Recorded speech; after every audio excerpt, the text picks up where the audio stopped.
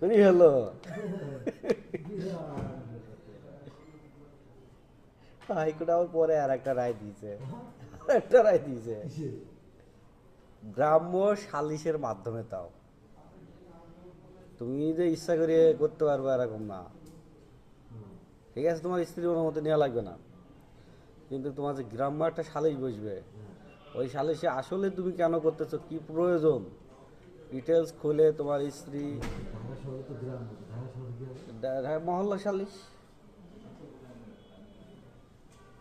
প্রত্যেকটা তো মহল্লায় একটাই আছে।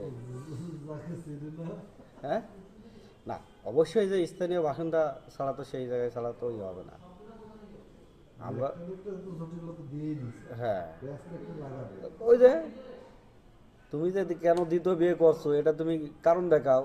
এবার গ্রামের মন্ডল মাতুব্বার মেম্বার চেয়ারম্যান থেকে শুরু করে তোমার ফ্যামিলি, মেয়ের ফ্যামিলি, যে আমি এই যুক্তিতে যখন দেখবে যে না তোমার যুক্তি ঠিক আছে। হ্যাঁ, তুমি বড় একটা সেকশন নিউজ দেখছো, তাহলে এক নিউজের পর থাকলে হবে। দ্বিতীয় বিয়ে করা যাবে কিন্তু গ্রাম্য সালিশের মাধ্যমে।